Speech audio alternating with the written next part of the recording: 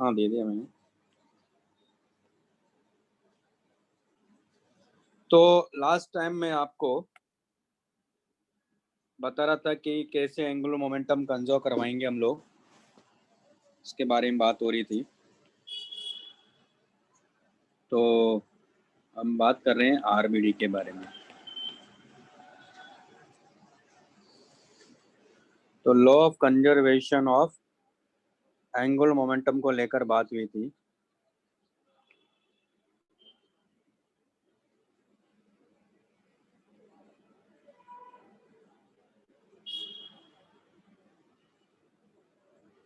हमने क्वेश्चंस भी किए थे।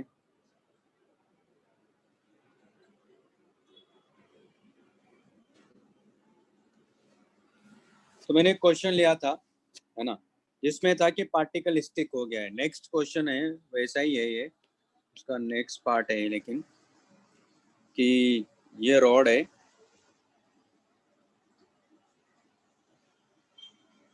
और इसको यहाँ हिंज किया हुआ है।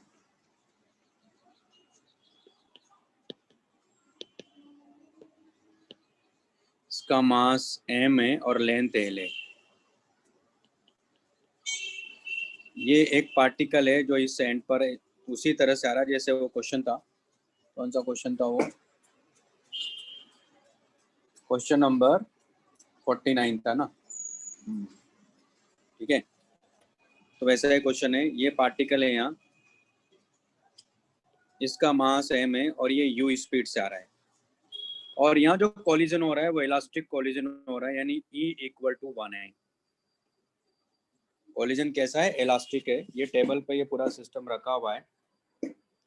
हमें इसमें फाइंड करना है कि कोलिजन के बाद इस पार्टिकल की वेलोसिटी क्या है और रॉड की एंगुलर वेलोसिटी क्या है। फाइंड दी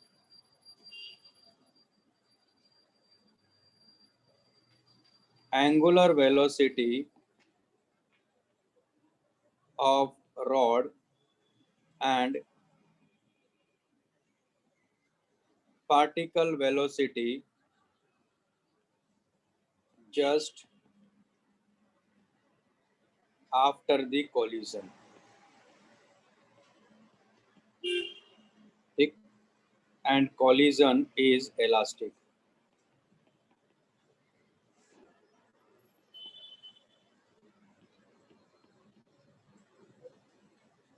कोलिजन क्या हमारे पास में इलास्टिक है, E = 1 है। ठीक है, तो क्या होगा, ये हमारे पास में दरअसल बिफोर कोलिजन है ना। मैं यहाँ ले रहा हूँ आफ्टर कोलिजन क्या हो रहा होगा यहाँ।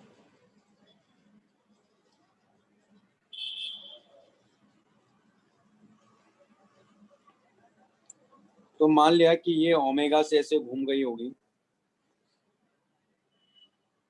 और इसकी वेलोसिटी कोलिजन के तुरंत बाद हमने मान लिया कि इसकी वेलोसिटी हो जाती है, मान लो v1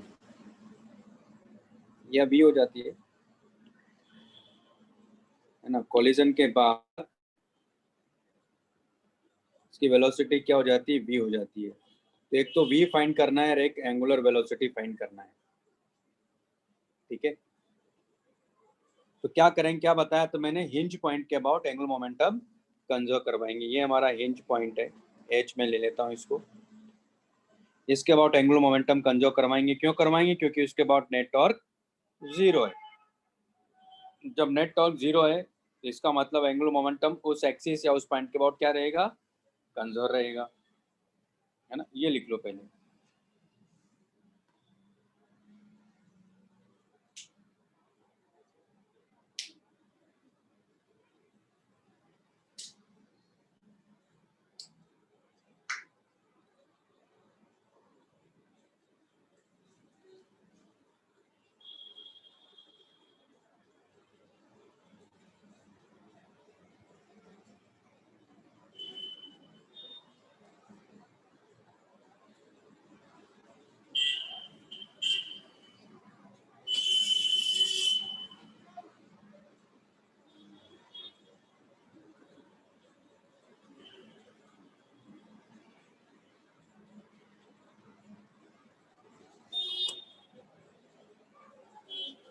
क्लियर? हाँ सर। तो क्या क्या रहेगा, एक तो देखो यहाँ हमारे पास में दो अननोन दिख रहे हैं मुझे, v और ओमेगा, क्योंकि u गिवन है। तो दो इक्वेशन मुझे बनानी है, मतलब एटलीस्ट दो इक्वेशन होना चाहिए हमारे पास में, उससे ज़्यादा भी हो सकती है। अच्छा, इसी में आपको मैं एनर्जी कंजर्व करके भी दिखाऊंगा कि एनर्जी कंजर्व रहती कि नहीं रहती। जैसे इस सिस्टम की एनर्जी की बात करेंगे हम लोग, तो आप यहाँ देखो इस सिस्टम की अभी एनर्जी क्या है, क्योंकि वो रॉड तो रेस्ट पर ही है, तब इस सिस्टम की energy half m u square है। आप देखोगे यहाँ एनर्जी भी कंजर्व रहेगी, लेकिन एनर्जी कंजर्व वाला फॉर्मूला यहाँ नहीं लगाना है। उसका तो बात ही नहीं कर रहा हूँ, तो लास्ट में सोचेंगे, हम सोचा तो कुछ फंस गए तब सोचेंगे, वरना उस वाली क्वेश्चन के बारे में कभी नहीं सोचेंगे। हाँ, बस मैं प्रूव करने के लिए भैया आपको बताऊंगा कि कैसे एनर्जी कंजर्व है, क्योंकि इलास्टिक कॉलिजन है, इसलिए एनर्जी क्या रहेगी इस केस में, कंजर्व रहेगी।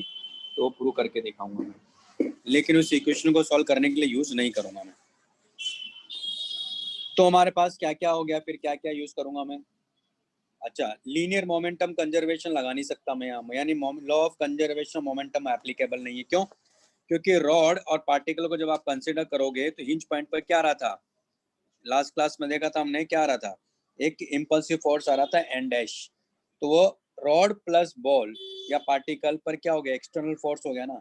अगर एक्सटर्नल फोर्स है तो उस केस में क्या होगा, angular momentum, sorry linear momentum conserve नहीं होगा। और हम लोग, है ना, हरी बात समझ में, तो उसको तो बात ही नहीं करेंगे। यानी जब भी हिंज होगा तो आप लीनियर मोमेंटम कंजर्वेशन की बात नहीं करोगे, ठीक है।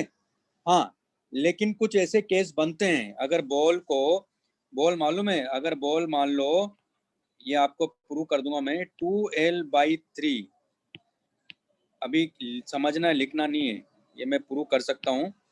तो 2L/3 पर अगर कोलिजन होता है रोड के साथ बॉल का, इस पार्टिकल का, तो यहाँ हिंज फोर्स जो आ रहा था ना एन डैश, वो जीरो आ जाएगा, मालूम है आपको। वो क्या आ जाता है, जीरो आ जाता है। तो खैर वो बाद में देखेंगे, अभी आपसे ऐसे क्वेश्चन बोर्ड में कोई नहीं पूछने वाला। तो वैसे क्वेश्चन आपको शीट में मिल जाएंगे, मैं करवा दूंगा। तो सब क्वेश्चंस के थ्रू समझेंगे हम लोग चीज़ों को, पहले कॉन्सेप्ट समझ लेते हैं। तो यहाँ हमारे पास में दो इक्वेशन है जो हम लोग यहाँ अप्लाई कर सकते हैं। एक न्यूटन्स एक्सपेरिमेंटल ऑफ कोलिजन, यानी E equal to V2 minus V1 by U1 minus U2, और दूसरा है law of conservation of angular momentum. इन दोनों को यहाँ अप्लाई कर सकते हैं। और जब Newton's experimental law of collision apply करते हैं, तो मैंने क्या बोला था, कॉमन नॉर्मल के अलोंग वेलोसिटीज को लेते हैं। इस केस में तो कॉमन नॉर्मल किधर है, इनका कॉमन नॉर्मल इधर ही होगा। इसका मतलब यही वेलोसिटी, इसके अलोंग वाली वेलोसिटीज को ही हमें लेना है, ठीक है। चलो लगाते हैं, पहले यही लगा लेते हैं। तो आप देखो यहाँ कोलिजन के तुरंत बाद हम बात करेंगे, हाँ,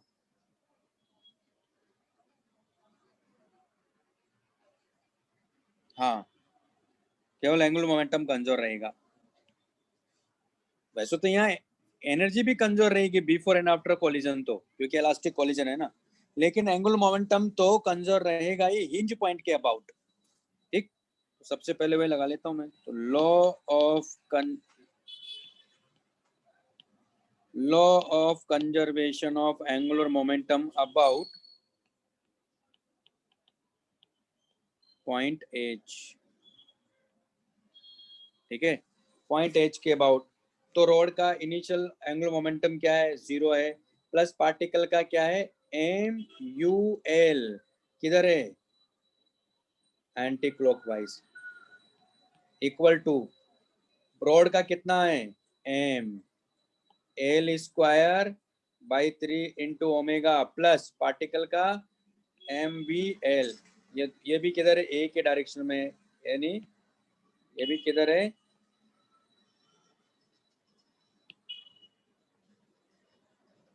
एंटी क्लॉकवाइज, ये भी एंटी क्लॉकवाइज, तभी तो दोनों ऐड हो गए यहाँ। तो एक इक्वेशन तो ये आ गई, दो अननोन हमारे पास में दिख रहे हैं। नेक्स्ट हमारे पास में Newton's experimental law of collision.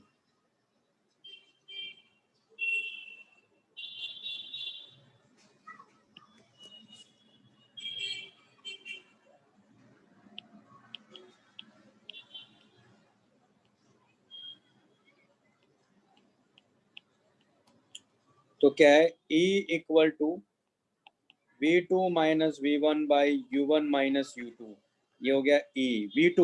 V2 क्या होगा, V2 में इस पॉइंट को 2 ले लेता हूँ और इसको 1 ले लेता हूँ, तो V2 क्या हुआ, V2 ये वेलोसिटी हुई ना, जो कि क्या होगी, ओमेगा एल होगी ना। तो omega l minus V A की डायरेक्शन में, U1 कितना है, U माइनस U2 कितना है, 0। तो हमारे पास आ गया U equal to omega l plus v. यहाँ भी देखो इक्वेशन नंबर 2, दो अननोन है, दो इक्वेशन है, यहाँ से V निकाल के एक में पुट कर दो तो ओमेगा मिल जाएगा, और ओमेगा मिल गया तो फिर अपने को सब मिल जाएगा। लिख लो इसको, तो सॉल्व कर देता हूँ मैं, फिर सर एनर्जी ओमेगा का एल माइनस भी होना चाहिए। Minus v omega l minus v तो लिखा मैंने, प्लस लिखा। हाँ हाँ अच्छा वो ना, हाँ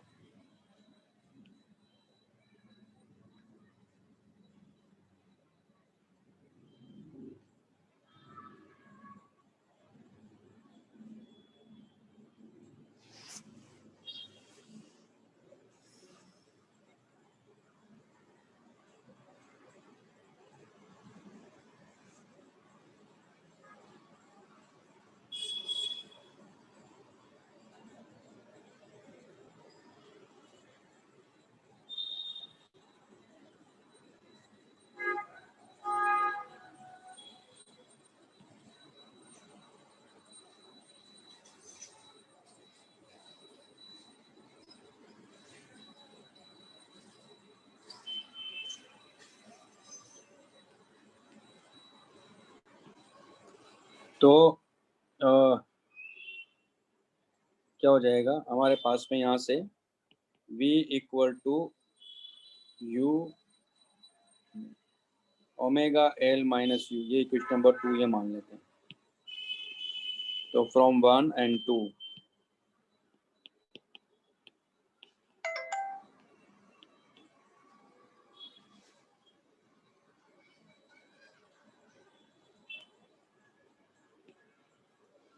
तो m u l equal to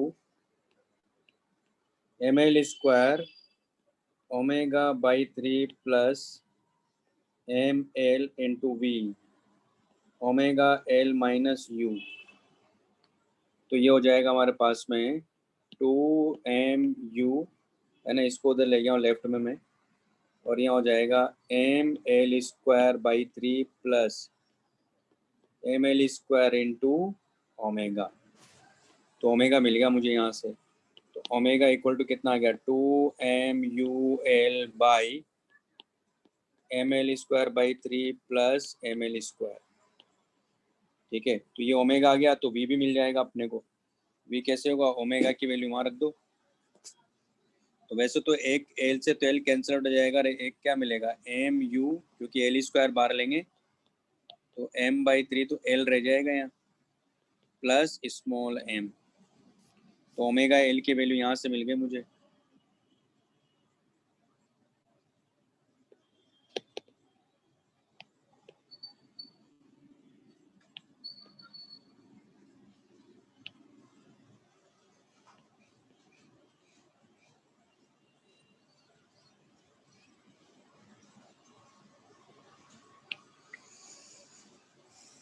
तो पुटिंग इनटू, तो क्या रखेंगे देखो, यानी V equal to omega l की वैल्यू क्या रखोगे, 2mu, ये हो जाएगा m बाई 3 प्लस m, है ना, ये माइनस u, तो ये हो जाएगा 2mu minus mu by 3 minus mu by m by 3 plus m। तो V कितना आ गया हमारे पास में, mu minus mu by 3 divide by m by 3 plus m। तो ये V आ गया, है ना, ये ओमेगा आ गया यहाँ से।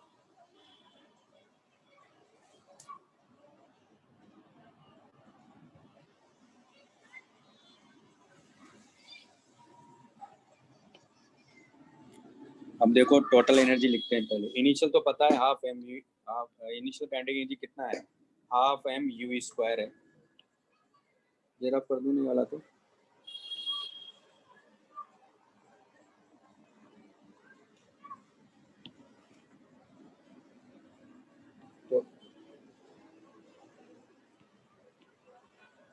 इनिशियल जो काइनेटिक एनर्जी है सिस्टम की वो तो हाफ एम यू स्क्वायर, यानी यही आना चाहिए फाइनली। चलो सॉल्व करते हैं। तो फाइनल काइनेटिक एनर्जी क्या लिखोगे आप? रोड का लिखोगे half m l square by 3 into omega square plus half m b square लिखोगे ना। तो ओमेगा को भी रखूंगा और बी को भी रखूंगा मैं। तो लिख लो पहले आप लोग।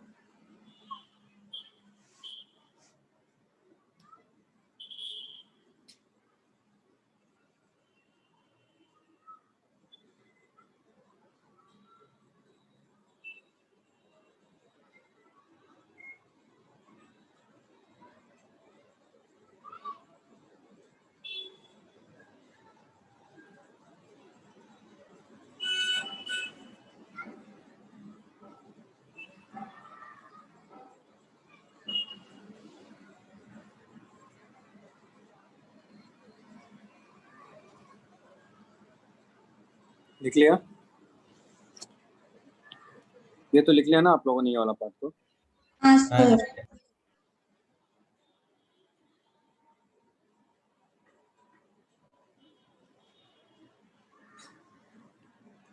तो हमारे पास में ओमेगा दे रखा है, तो फाइनल काइनेटिक एनर्जी यहाँ लिखेंगे।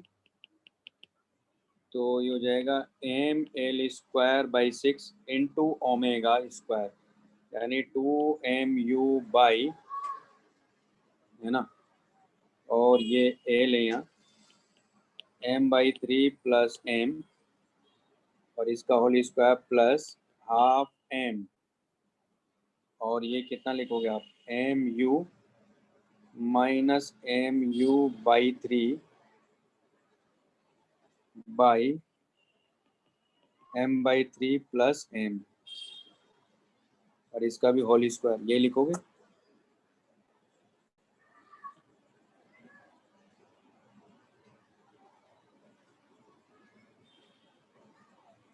तो कुछ दिख रहा है आपको यहाँ? काइनेटिक एनर्जी फाइनल, यहाँ से एक तो यू स्क्वायर को बाहर ले लेते हैं। अच्छा यहाँ देखो, एल स्क्वायर से एल स्क्वायर कैंसिल आउट हो गया। चलो इसको सिंप्लीफाई करते हैं। एल स्क्वायर से एल स्क्वायर चला गया, तो एम, और ये क्या हो गया? 4। क्या हो गया भाई? तो m 4 m square u square by 6, और अच्छा एल स्क्वायर से एल स्क्वायर कट गया, तो m/3 प्लस एम का होल स्क्वायर प्लस, यहाँ से सिंप्लीफाई करना पड़ेगा इसको, है ना। हो जाएगा m, और u को बाहर ले लेते हैं, यू स्क्वायर अंदर m माइनस m/3 का होल स्क्वायर बाई m/3, या 2 है, प्लस m का होल स्क्वायर।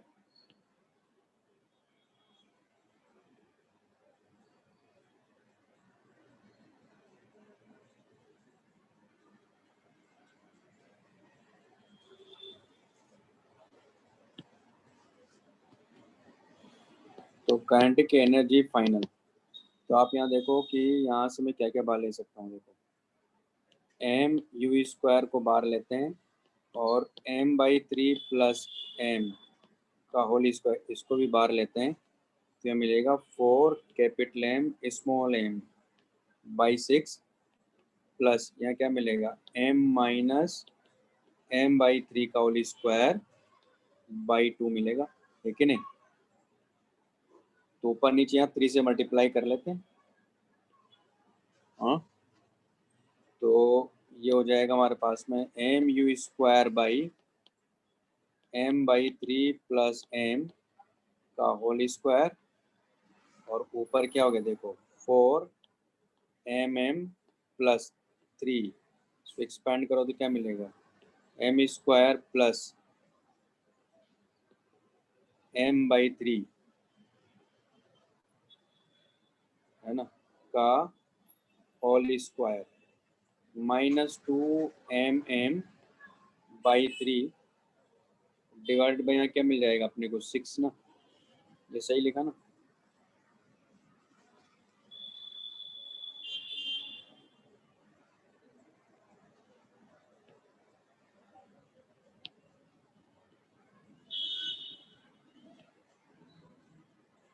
अभी ठीक है। हम्म तो सिंप्लीफाई कर लेते हैं इसको, 3 से मल्टीप्लाई कर दूं मैं।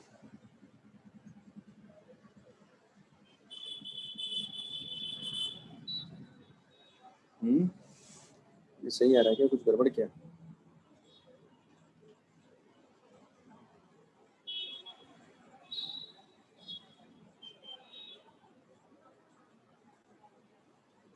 सर ऊपर m/3 प्लस m का होल स्क्वायर बन जाएगा। क्या बन जाएगा वो? m/3 प्लस m का होल स्क्वायर।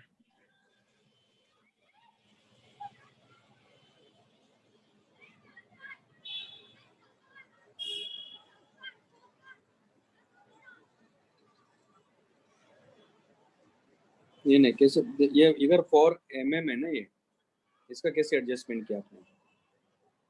पता तो वही है, क्योंकि आना तो इसका ये ही अल्टीमेटली तो 1/2 mu² ही आना है। तो वो सिंप्लीफिकेशन कैसे कर रहे हैं वो मैं जानना है।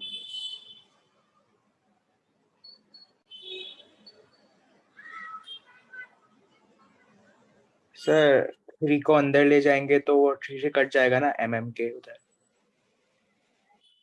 -2 mm बचेगा ब्रैकेट के अंदर। तो सही क्या हो जाएगा, mu²/m/3 प्लस m का होल स्क्वायर, और ये क्या हो जाएगा 4mm प्लस 3m² और m/3 का होल स्क्वायर, इसको अलग ही रहने देते हैं, -2mm है ना, डिवाइडेड बाई क्या हो जाएगा 6 हो जाएगा। तो आप यहाँ देखो ये कितना रह हो जाएगा अल्टीमेटली, यहाँ इक्वेशन उसमें से भी 3 बार लेंगे फिर तो आ गया ना। देखो कैसे, क्योंकि ये दोनों मिला के कितना रह गया, तो अल्टीमेटली इक्वेशन ही आ जाएगी। ऊपर का रफ कर दूं ये, हाँ सर।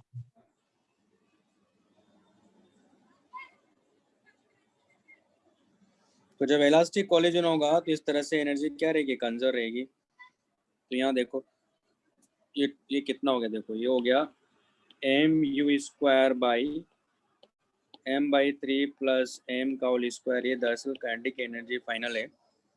और यहाँ रह गया हमारे पास में 3m² प्लस m/3 का होल स्क्वायर प्लस 2mm/6 ना।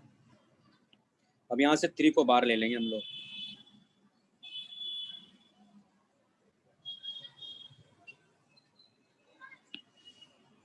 ये आ गया हमारे पास में काइनेटिक एनर्जी फाइनल को। 3 को बाहर लेंगे तो 3mu²/m/3 प्लस m का होल स्क्वायर, और यहाँ हमारे पास में देखो क्या हो गया, ये हो गया दरअसल m² प्लस m/3 का होल स्क्वायर प्लस 2m, और ये क्या है m/3 है कि नहीं, डिवाइडेड बाई 6। तो ये पूरी की पूरी क्वांटिटी जो है ये इससे कैंसिल आउट हो गई, तो अल्टीमेटली कितना आ गया देखो, ½ mu² ही आ गया। ठीक है, लिख लो इसको। तो एनर्जी यहाँ, लेकिन ये वाला कॉन्सेप्ट ऐसा नहीं कि इलास्टिक कोलिजन हो रहा तो एनर्जी पहले कंजर्व करवा दी, वो नहीं करना है। देखा नहीं कितना लंबा हो गया देखो, तो इसलिए उस वाले पार्ट की बात ही नहीं करेंगे। तो मैंने प्रूव करने के लिए बोल दिया कि चलो रहेगा कि नहीं रहेगा, तो रहता है, कंजर्व रहता है।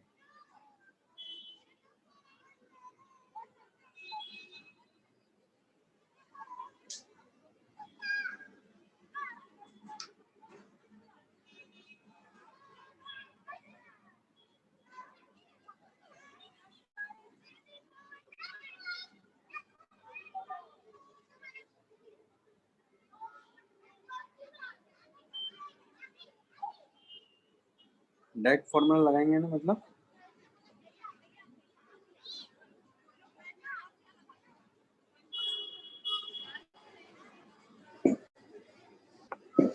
तो अब देखो यहाँ हमारा रोटेशनल मोशन का जो पार्ट था वो हो गया, बस एक और पार्ट और है वो भी बताता हूँ पहले मैं आपको, वर्क वाला और बताता हूँ, बाकी सब हो गया। उसके बाद अब कंबाइंड मोशन की बात करेंगे जिसमें translatory motion plus rotatory motion दोनों है। अभी हम जो बात कर रहे हैं उसमें प्योरली रोटेशनल मोशन की बात कर रहे थे। रोटेशनल मोशन मतलब फिक्स्ड एक्सिस के अबाउट बॉडी क्या कर रही है, रोटेट कर रही है। अब क्या है कि फिक्स्ड एक्सिस नहीं है, यानी जैसे बस का जो व्हील है या साइकिल का जो व्हील है क्या करता है, वो उसका आगे भी मतलब रोटेट भी करता है अपने एक्सल के अबाउट और आगे भी जा रहा होता है, वो कंबाइंड मोशन है दरअसल। तो अब उसके बारे में बात करेंगे हम लोग।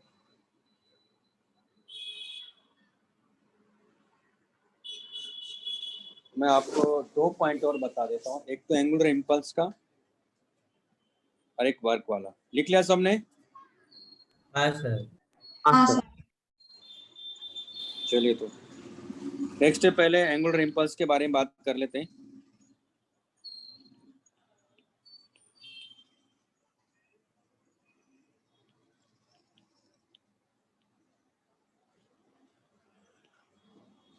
तो कुछ नहीं है, सिंपल कॉन्सेप्ट है। एंगुलर इम्पल्स का मतलब क्या होगा, change in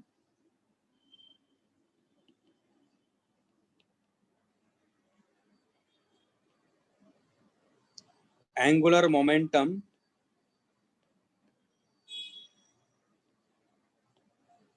about a point और एक्सिस। यानी जब भी इसको मैं यहाँ जे से डिनोट करूंगा तो जे वेक्टर इक्वल टू होगा डेल्टा एल वेक्टर। और डेल्टा एल वेक्टर मतलब क्या हुआ, टाउ वेक्टर डेल्टा टी तो हुआ। अब ध्यान से देखिएगा, देखो यहाँ टाउ वेक्टर को क्या लिखोगे आप, ये हो गया आर क्रॉस एफ वेक्टर होता है कि नहीं होता है। तो मैं यहाँ इन दोनों में रिलेशन भी निकाल रहा हूँ, लीनियर इम्पल्स और एंगुलर इम्पल्स में क्या रिलेशन होगा। तो ये हो गया डेल्टा टी, है ना। इसको क्या लिख सकते हो, देखो r vector cross f vector delta t, एक साथ लिख सकते हो। एफ वेक्टर डेल्टा टी क्या होता है, यानी जे वेक्टर इक्वल टू हो गया हमारे पास में r vector cross I vector. तो ये रिलेशन का भी ध्यान रखना है, इसकी क्वेश्चन करने में अपने को जरूरत पड़ेगी, बताऊंगा मैं इससे रिलेटेड क्वेश्चन भी, ठीक है। लेकिन अभी बोर्ड में तो नहीं पूछा जाएगा इससे रिलेटेड क्वेश्चन, ये थोड़ा हायर आगे की चीज है। तो यहाँ आई वेक्टर क्या है, लेकिन ये आई वेक्टर है एफ वेक्टर डेल्टा टी, यानी इसको लिखेंगे लीनियर इम्पल्स या इम्पल्स। और जे वेक्टर क्या है, एंगुलर इम्पल्स है।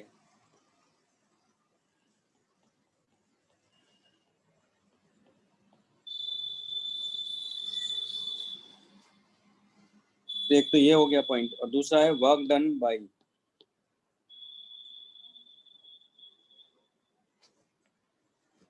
तो वर्क डन बाय टॉर्क की बात करेंगे हम लोग यहाँ, क्योंकि एंगुलर मोमेंटम क्योंकि बॉडी रोटेट करेगी ना, तो यहाँ सर टॉर्क के वजह से वर्क क्या होगा, वर्क डन बाय टॉर्क की बात करेंगे। तो वर्क डन बाय टॉर्क ये दूसरा पॉइंट है।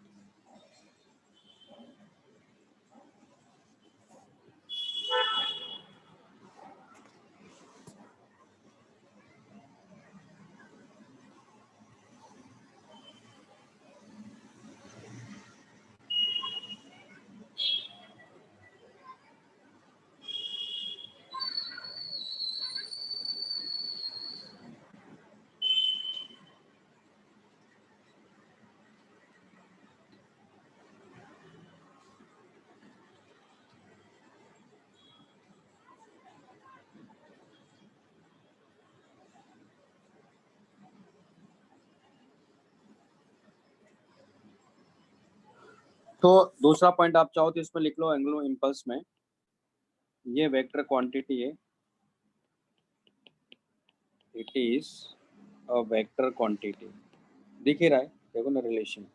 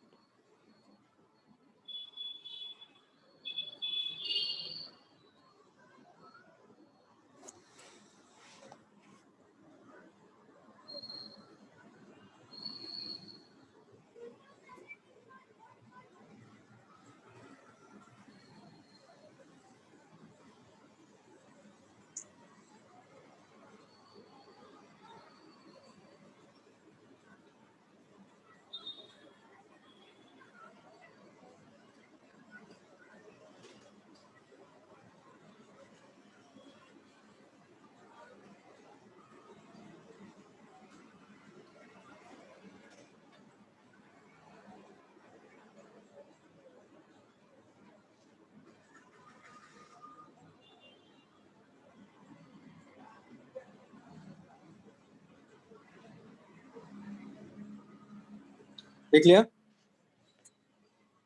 हाँ सर। सर अब जैसे मान लो कि ये कोई बॉडी है, वर्क डन बाय टॉर्क की बात कर रहे हैं, तो जैसे मान लो ये कोई बॉडी है, कोई रिजिड बॉडी इस एक्सिस के अबाउट मान लो ये घूम रही है ना, ये एक्सिस है हमारे पास में,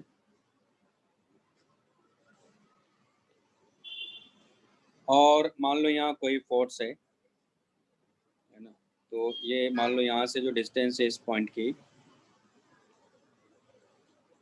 वो जो डिस्टेंस है यहाँ से वो आर है मान लो, है ना। अब इसको मान लो फोर्स जो है वो इसी प्लेन में मैं लगा रहा हूँ, इसके एजेस में ये है, क्योंकि अल्टीमेटली उसी की वजह से वर्क होगा भी। तो अगर मैं इस प्लेन में मान लो ये फोर्स मैंने लगाया, एफ फोर्स है, ठीक है, तो यह हमारे पास में ये दरअसल आर वेक्टर है, यानी ये जो एंगल है यहाँ मैंने मान लिया कि ये फाई एंगल है, किसके बीच में, आर कैप और इसके बीच में, फोर्स के बीच में जो एंगल है यहाँ वो कितना है, फाई एंगल है। क्लियर है, यहाँ तक तो कोई डाउट नहीं है, ये बात समझ में आई पहले तो। हाँ। अगर मान लो मैं इसका टॉप व्यू देखता हूँ,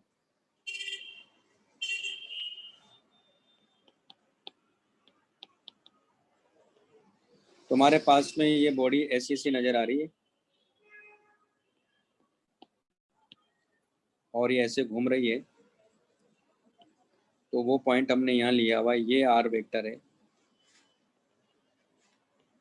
ये आर कैप है, फोर्स हम लोग इस डायरेक्शन में लगा रहे हैं,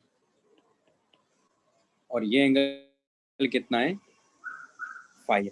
तो मान लो इसकी वजह से तो अल्टीमेटली इसको कौन रोटेट करा रहा है, यानी ये जो कंपोनेंट है ये तो रोटेट करा रहा है ना इसको, है ना। तो इसकी वजह से मान लो बॉडी कौन सा कंपोनेंट है, ये एफ साइन फाई तो है, और एफ कॉस फाई तो इसको खींच रहा है किधर इधर, वो रोटेट थोड़ी करा रहा है ना। एफ कॉस फाई इसको रोटेट नहीं करा रहा है, तो मान लो इसकी वजह से इसका डिस्प्लेसमेंट होता है dt टाइम में यहाँ तक, तो ये जो डिस्प्लेसमेंट हुआ है एंगुलर डिस्प्लेसमेंट मैंने मान लिया डेल्टा थीटा है, मान लो क्या है, तो काफी स्मॉल है, तो ऑलमोस्ट ये भी क्या हो जाएगा, आर ही हो जाएगा, दोनों क्या हो जाएंगे, आर हो जाएंगे,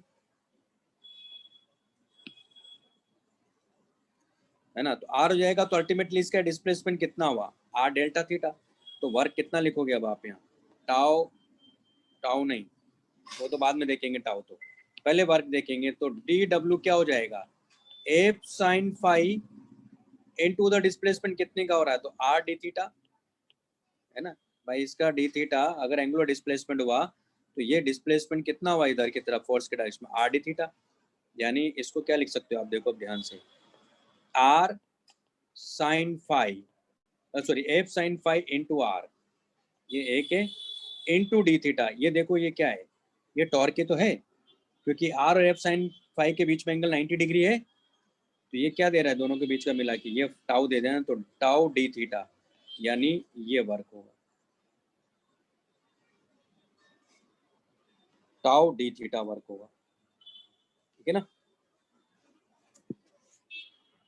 लिख लो इसको।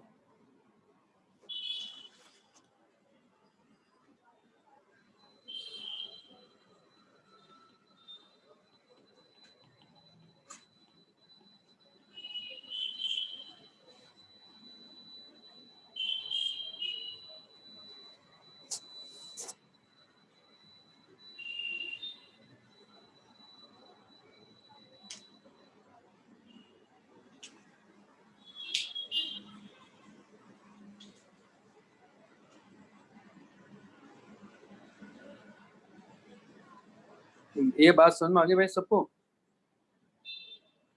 हाँ सर।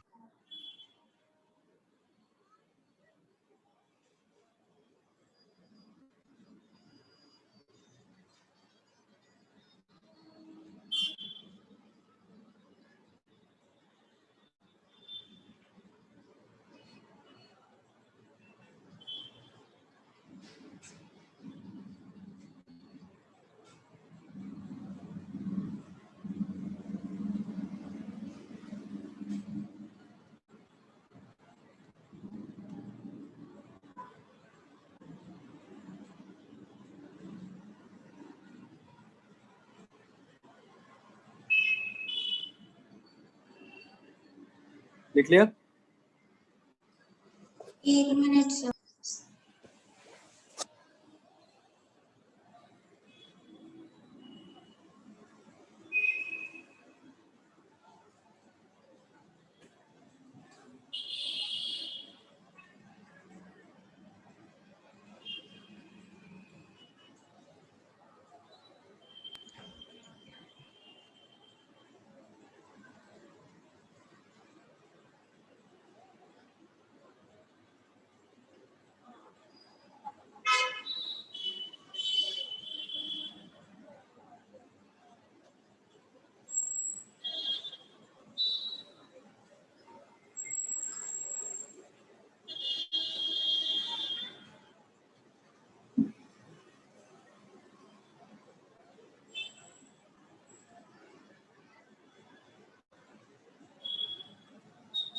हो गया सर। नहीं सर।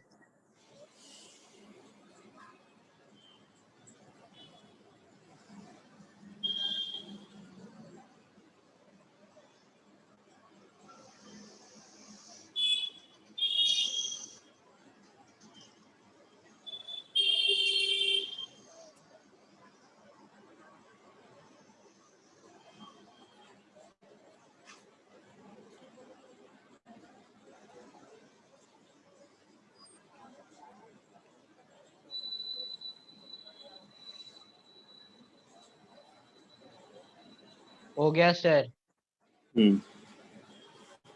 नेक्स्ट है हमारे पास में कंबाइंड मोशन।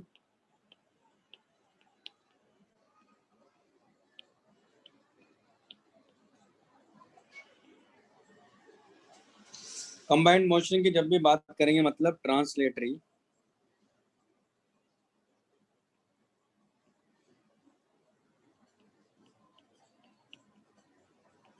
प्लस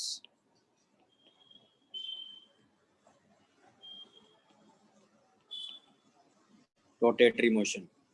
ठीक, तो जैसे मान लो कि ये साइकिल का व्हील है, मान लो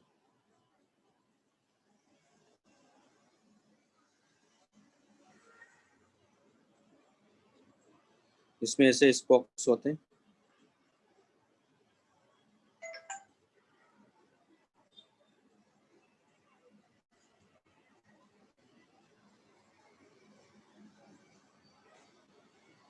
है ना। तो आपने देखा है कि व्हील क्या करता है, ये आगे भी जा रहा होता है v स्पीड से और ओमेगा से रोटेट भी कर रहा होता है कि नहीं। साथ में हो सकता है अगर आपने पैडल मार रहे मान लो तो उस केस में क्या होगा, इसमें एक्सेलरेशन भी होगा, तो अगर ये फिर क्या करेगा, ये अल्फा से रोटेट भी कर रहा होगा, यानी v भी इंक्रीज कर रहा होगा और ओमेगा भी इंक्रीज कर रहा होगा। यहाँ जब ये एक्सिस आगे की तरफ ऐसे जाती है, यानी इसका जो सेंटर मास है वो आगे एक्सेलरेट कर रहा है ना, तो यानी इसमें क्या है, इसका मतलब इसका जो एक्सल है वो भी आगे जा रहा है, वो फिक्स नहीं है, तो इसको बोलते हैं कंबाइंड मोशन। तो फिर अब इसको कैसे सॉल्व करना है ऐसे क्वेश्चंस को, तो जैसे किसी पॉइंट की वेलोसिटी पूछेगा हो तो किसी पॉइंट की वेलोसिटी कैसे फाइंड करेंगे, इस बॉडी के किसी पॉइंट की वेलोसिटी कैसे फाइंड करना है। तो क्या करेंगे हम लोग, इसको दो पार्ट में डिवाइड करेंगे हमेशा।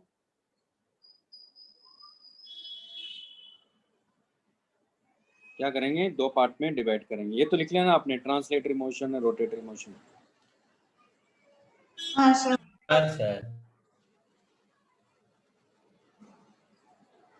तो मैं क्या कर रहा हूँ यहाँ, इसको दो पार्ट में डिवाइड कर रहा हूँ।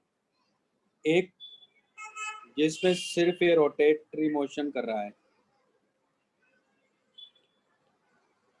ओमेगा से घूम रहा है और इसमें मान लो अल्फा भी है प्लस, और ये सिर्फ ट्रांसलेटरी मोशन कर रहा है। इसका मतलब क्या हो कि हर पार्टिकल जो है इसका, क्योंकि ये तो ऐसे है ना स्पोक्स, तो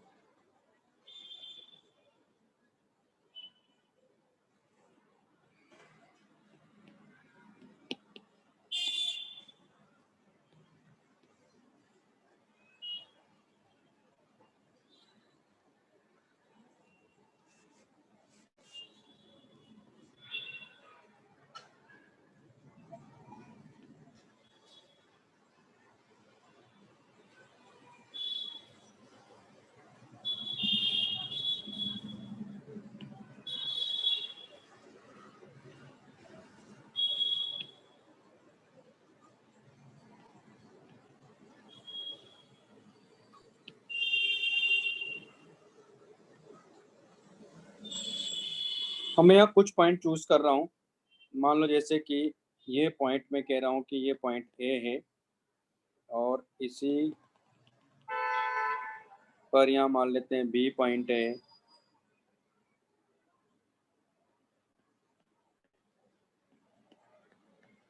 मतलब ये पॉइंट हमारा ए है।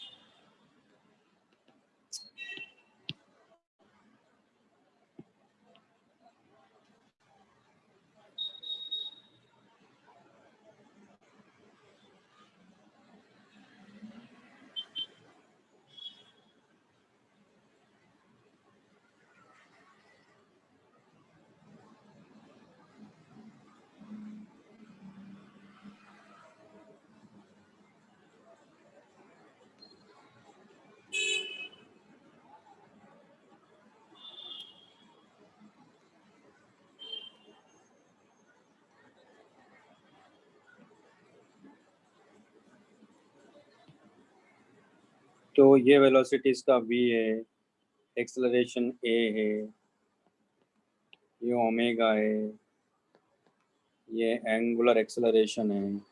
मैं कुछ पॉइंट यहाँ चूज कर रहा हूँ। मान लो ये पॉइंट a, ये पॉइंट b, ये पॉइंट c, ये पॉइंट d। तो वो पॉइंट मुझे यहाँ भी मिलने चाहिए, यानी वो पॉइंट यहाँ भी है। ये a, ये b, ये c, ये d, ये पूरी कंप्लीटली बनानी है एकदम से।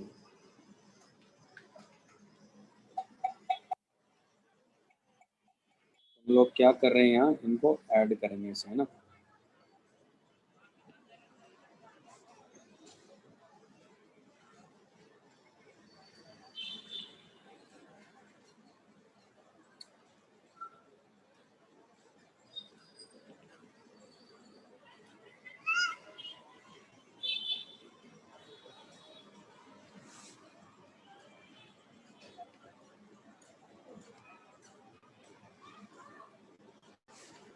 तो यहाँ भी ये ए पॉइंट है, यहाँ बी है, यहाँ सी है और यहाँ डी है। तो ये पूरी क्या करेगा, ट्रांसलेटरी मोशन करेगा, यानी हर पार्टिकल इसका क्या करेगा, ट्रांसलेटरी मोशन करेगा। हर पार्टिकल की स्पीड क्या होगी, सेम होगी। हर पार्टिकल का एक्सेलरेशन भी क्या होगा, एक तरह से सेम होगा। तो यहाँ आप देखो ए पॉइंट की अगर मैं बात करूँ तो यहाँ देखो, अगर ये घूम रहा है तो इस पॉइंट का देखो, इसको इधर की तरफ वेलोसिटी क्या मिलेगी, ओमेगा इंटू आर ना, है ना। और इधर की तरफ इसको क्या मिलेगा, अल्फा इंटू आर ना। और ऊपर की तरफ क्या मिलेगा इसको, ओमेगा स्क्वायर आर ना, अगर इसकी रेडियस आर है तो। उसी तरह यहाँ देखो इस पॉइंट के लिए, इस पॉइंट की वेलोसिटी इधर क्या होगी, v, और एक्सेलरेशन में क्या होगा, a। इन दोनों को क्या करेंगे, सुपर इम्पोज कराएंगे। सुपर इम्पोज कराने का मतलब है कि वेलोसिटी ऑफ ए की अगर मैं बात करूंगा तो वेलोसिटी ऑफ ए वेक्टर क्या लिखूंगा, तो वो लिखूंगा दरअसल में v I cap minus omega are I cap, यानी ये वेलोसिटी है। तो वी ए इक्वल टू है वी माइनस ओमेगा आर। ये बात समझ में पहले। मैं अगर बी पॉइंट की या सी पॉइंट की वेलोसिटी की बात करूं पहले, तो सी पॉइंट की वेलोसिटी क्या लिखूंगा, देखो हाईएस्ट पॉइंट पे जब आप इधर जाओगे तो ये वेलोसिटी इधर क्या है, ओमेगा, और इसके इधर क्या है, v है ना। दोनों को सुपर इम्पोज कराओ तो क्या लिखोगे, v I cap plus omega are I cap, यानी पॉइंट सी की वेलोसिटी हमारे पास में आ गई v प्लस ओमेगा आर। ये लॉजिक समझ में आ रहा है। तो हाँ जब सर। भी बॉडी कंबाइंड Yes. मोशन करेगी, दोनों को सेपरेट करेंगे, दोनों को सेपरेटली रोटेशन मोशन देखेंगे, सेपरेटली ट्रांसलेटरी मोशन देखेंगे, दोनों को सुपर इम्पोज करा देंगे, ठीक है। तो वहां से अपने को वेलोसिटीज मिल जाएगी। फिर अभी एक्सेलरेशन के बारे में बात करूंगा, लेकिन अभी बी और डी की भी वेलोसिटी लिख लेता हूँ। ये लिख लो पहले आप,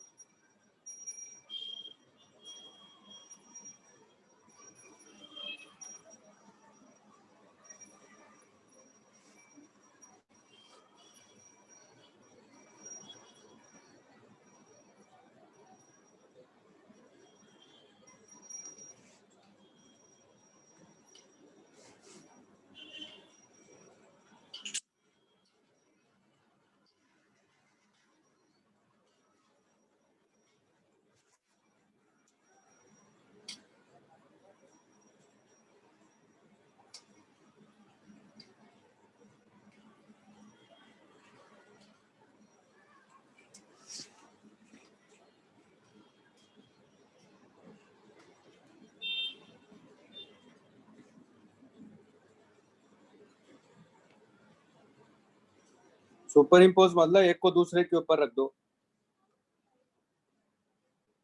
एक व्हील को भाई, एक एक व्हील तो ये भाई दो पार्ट में क्या ना, मैंने व्हील तो एक ही है, यहाँ जो व्हील है वो तो एक ही है ना। ये इस व्हील को मैं समझने के लिए दो पार्ट में मैंने बना लिया, एक एक जिसमें सिर्फ रोटेशनल मोशन है यहाँ,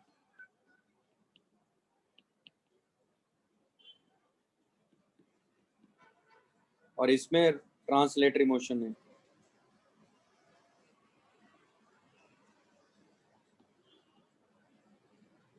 ट्रांसलेशनल मोशन है, ठीक है ना। तो ए पॉइंट जैसे कोइंसाइड किया, ए पॉइंट से कोइंसाइड कर रहा है, समझ में आ रही बात। मैं कह रहा हूँ जैसे ये पॉइंट है हमारे पास में, ए पॉइंट है ये, है ना, और इधर भी ये ए पॉइंट है, तो ए को ए से मिलाओ, मतलब एक एक व्हील को दूसरे व्हील के ऊपर रखो, तो क्या लग रहा है देखो ना, v I cap minus omega i cap दिख रहा है ना आपको।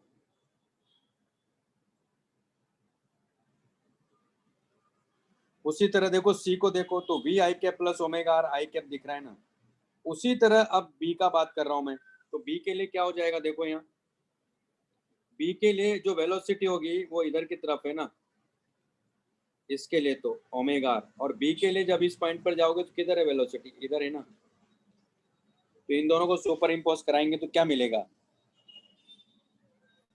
ये लिख लिया सबने।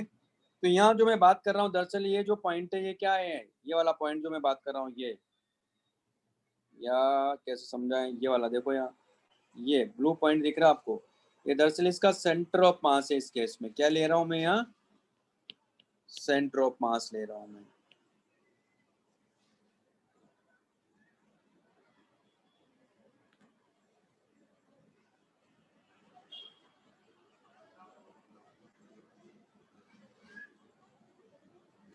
ये v a vector v c vector लिख लिया सबने। हाँ सर। अब यहाँ देखो आप, डी बी के लिए चलते हैं पहले, सुपर इम्पोज कराओ तो क्या मिलेगा आपको देखो, यानी v b vector equal to आपको मिलेगा वी आई cap minus omega r j cap ना, समझ में आया। उसी तरह डी पॉइंट पे जाओ, तो डी पर इस पॉइंट के लिए देखो ऊपर की तरफ है ना ओमेगा आर, तो लेकिन यहाँ ट्रांसलेटर मोशन के हिसाब से वी तो इधर है, तो वी डी वेक्टर क्या लिखोगे आप यहाँ, तो हो जाएगा वी आई cap plus omega r j cap. अभी समझ में आया हाँ सर। है ना। उसी तरह एक्सेलरेशन की बात करते हैं, तो एक्सेलरेशन पहले ए पॉइंट का लिखते हैं, तो ए वेक्टर सुपर इम्पोज कराओ तो क्या लिखेंगे आप, a i cap minus alpha r I cap plus omega square r j cap. ये समझ में आया सबको, यानी ए वेक्टर इक्वल टू हो गया a minus alpha r I cap plus omega square r j cap हो गया। क्लियर है सबको, हाँ सर। लिख लीजिए इसको।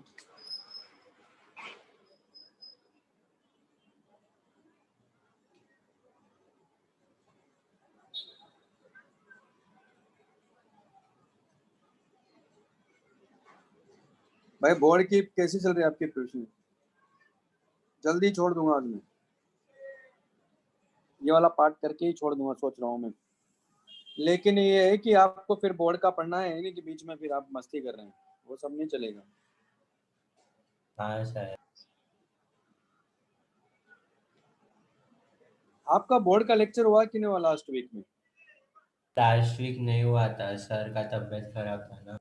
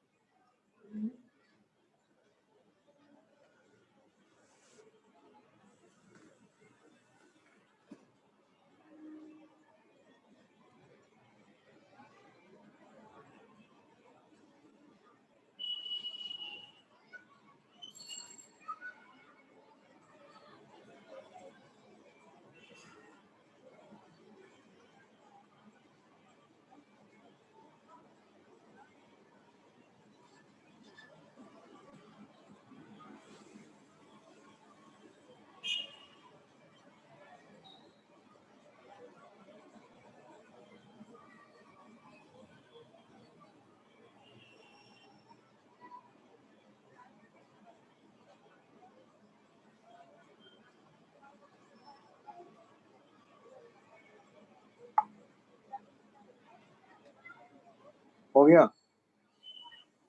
हाँ हाँ सर। सर। 0 क्यों होगा?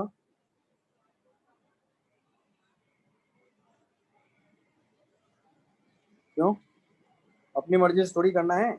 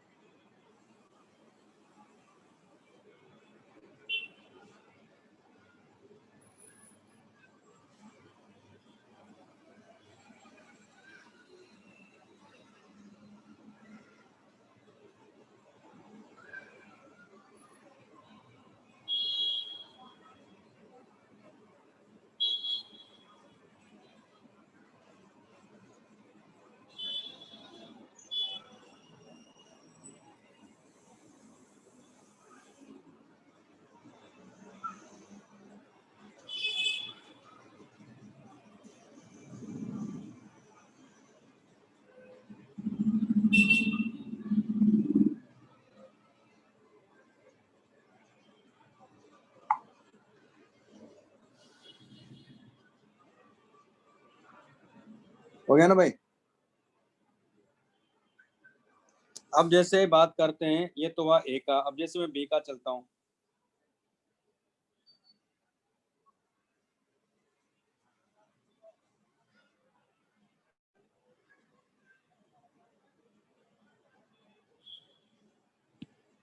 तो ए बी वेक्टर क्या लिखेंगे, देखो ध्यान से।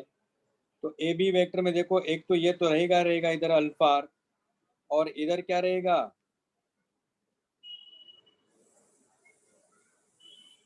ओमेगा स्क्वायर आर रहेगा ना इधर। ये समझ मारा भाई सबको? रोटेशन मोशन, सर्कुलर मोशन में भी कॉन्सेप्ट पढ़े थे हम लोगों ने। तो यहाँ और ए वेक्टर यानी ये क्या हो जाएगा, ए आई कैप, क्योंकि बी पॉइंट जब यहाँ की बात करेंगे ट्रांसलेटरी मोशन में, a i cap minus omega square r I cap minus alpha r j cap. ये समझ में आया भाई सबको? हो जाएगा a minus omega square r I cap minus alpha r j cap.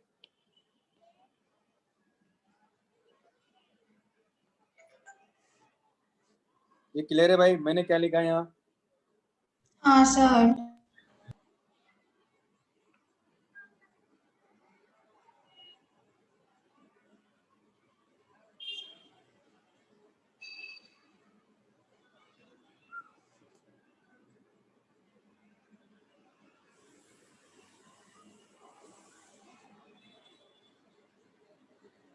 अभी नहीं, अभी बात ही नहीं करना है। अभी नहीं, मैं उसके बारे में बात ही नहीं कर रहा। अभी मैं सिर्फ आपको कंबाइंड मोशन का काइनेमेटिकल पार्ट पढ़ा रहा हूँ। अभी डायनेमिक्स पार्ट की मैं बात ही नहीं कर रहा हूँ अभी तो मैं। ठीक है, अभी ये सिर्फ काइनेमेटिक्स पार्ट है। ये लिख लिया भाई सबने? यस। सर। क्लियर है ना? अभी तो समझ में आ गया होगा क्या कर रहा हूँ मैं यहाँ। हाँ सर। अब जैसे इसका देखते हैं, अगर मैं ए डी वेक्टर की बात करूं, ए डी वेक्टर में देखो आप क्या हो रहा होगा, इधर ही घूम रहा है तो इधर देखो, इधर की तरफ ही एक तो अल्फा आर तो होगा ही होगा, इधर क्या होगा, ओमेगा स्क्वायर आर होगा, और इसका ए तो इधर है ही, क्या लिखेंगे, a i cap plus omega square i cap plus alpha r j cap. यानी a d vector equal to आ गया a plus omega square r I cap plus alpha r j cap.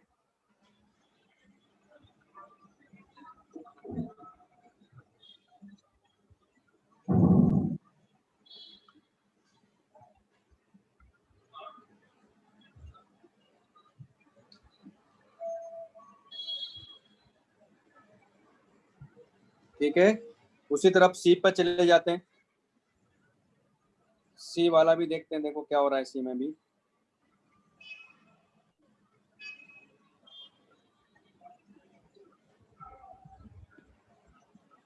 तो ए सी वेक्टर इक्वल टू, देखो आप, क्योंकि इधर तो ए vector तो इधर है ही है हमारे पास में, है ना, और इसका भी इधर देखो, इधर क्या मिलेगा आपको, अल्फा आर, और इधर क्या मिलेगा आपको, ओमेगा स्क्वायर आर। तो आप लिखोगे यहाँ a i cap plus alpha r I cap minus omega square r j cap, यानी यहाँ मिलेगा अपने को a c vector equal to a plus alpha r I cap minus omega square r j cap. ये a c vector आ गया।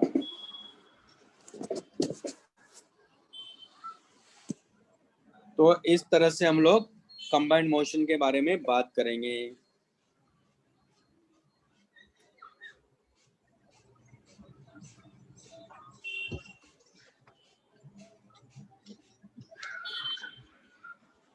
चलिए, अब इसका रोलिंग वाला जो पार्ट है वो नेक्स्ट क्लास में स्टार्ट करूंगा, आज इतना ही करेंगे, लेकिन बोर्ड का पढ़ना है अभी, है ना।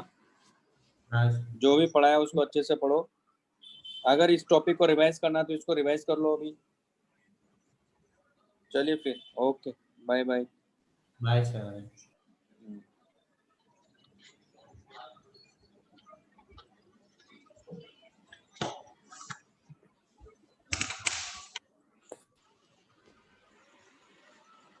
Bye sir. Bye bye bye bye.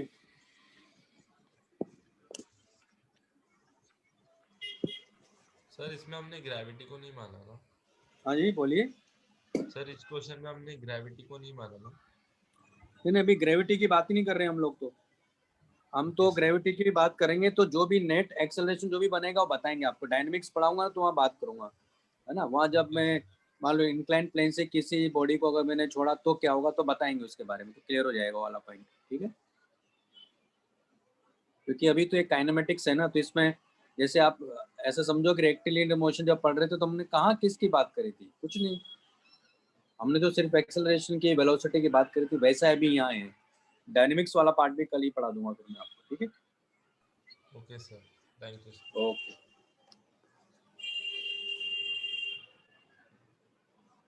हाँ, तो लेकिन अभी नहीं कर सकते ना, आपका एग्जाम हो जाने दो इसका स्कूल का, उसके बाद शुरू कर देंगे फिर हम लोग भी। ऑफलाइन हो गया तो फिर क्लास, है ना, ऑफलाइन करवा देंगे, अभी नहीं। अभी जब तक आपका स्कूल बोर्ड एग्जाम नहीं होगा तब तक तो भाई बहुत रिस्की गेम है हमारे लिए भी, आपके लिए भी।